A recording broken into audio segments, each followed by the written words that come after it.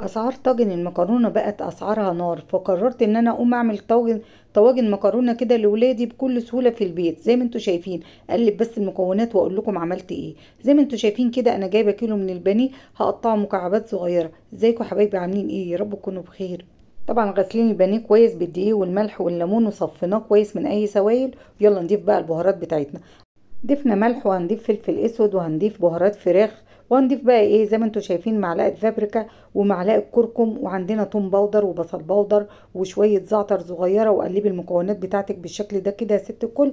ويلا نسلق بقى المكرونه بتاعتنا القلم. وهنضيف بقى معلقتين او ثلاثه من الدقيق كده على مكعبات الفراخ، وهنقلبهم زي ما انتوا شايفين بالشكل ده كده. واجيب بقى اي مصفى عشان انزل اي زيادات من الدقيق. كده ماشيين مع بعض اهو خطوه خطوه كده زي ما انتوا شايفين. يلا بقى نحط طاسة على النار او وok واسع على النار، وحط فيهم شوية زيت كده حلوين، هنستخدمهم في حاجات تانية. وننزل بقطع الفراخ بتاعتنا. احلى حاجة تاكليها في طاجن الفراخ ان انت تحسي كده بقطع الفراخ وتبقى مقرمشة معاكي زي ما انت شايفة بالشكل ده كده.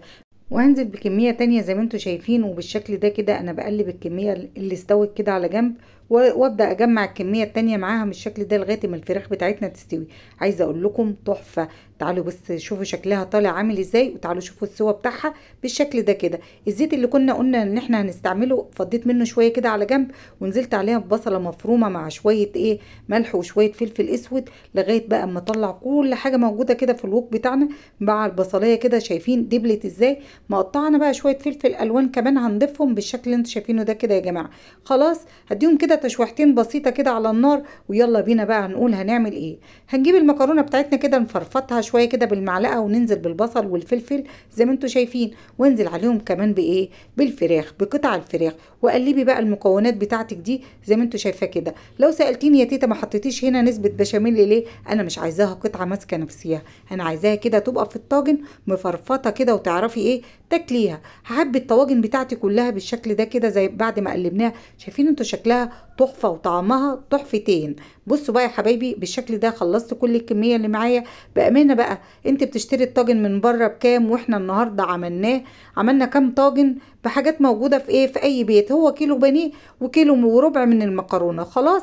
واتبقى معايا كده كمان قطع فراخ هوزعها فوق الطباق بتاعتي. ويلا بقى غسلنا الوك بتاعنا وحطينا معلقه سمنه وشويه الزيت اللي كانوا باقيين معانا صفيناهم بالشكل ده كده، وثلاث معالق من الدقيق اشوحهم كده لغايه اما ريحه الدقيق بتاعتنا تختفي وتدي تحميصه الدقيق. وانزل بقى ايه بميه المكرونه، سلق المكرونه كده يا جماعه.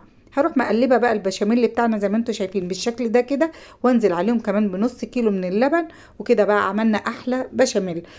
هضيف بقى الملح والفلفل الاسود زي ما قلت لكم كده، واروح ايه مقلباهم. خلاص كده يا حبايبي يلا بينا بقى البشاميل بتاعنا جاهز. وتعالوا اقول لكم بقى هنعمل ايه تاني مع بعض. خلاص الفرن بتاعنا سابق التسخين يا جماعه. ويلا بينا بقى البشاميل خلاص جاهز معانا كده وسمكه حلو. يلا بينا بقى نجيب الطواجن بتاعتنا ونعبي فوقها البشاميل. خلاص كده زي ما انتم شايفين كده يا حبايبي. اروح جايبه الكبشه بتاعتي كده وحاطه كبشتين ثلاثه، وجايبه معلقه كده وموزعه البشاميل جوه ايه الطاجن. خلص كل الكميه اللي معايا. ولو وصلتوا لغايه هنا ما تنسوش تيتا بلايك ومتابعه يا حبايبي عشان يوصل لكم كل جديد. بصوا بقى يا حبايبي خلصت كل الكميه زي ما انتم شايفين. شويه جبنه كده موتزاريلا فوق الوش وادخلهم بقى الفرن. بقى معايا طاجن كده من غير بشاميل، احط عليه شويه كاتشب واحط جبنه موتزاريلا عليه وادخله كمان هو الفرن. خلاص بقى الطواجن بتاعتنا طلعت بالشكل ده. عايزه اقول لكم وصفه تحفه.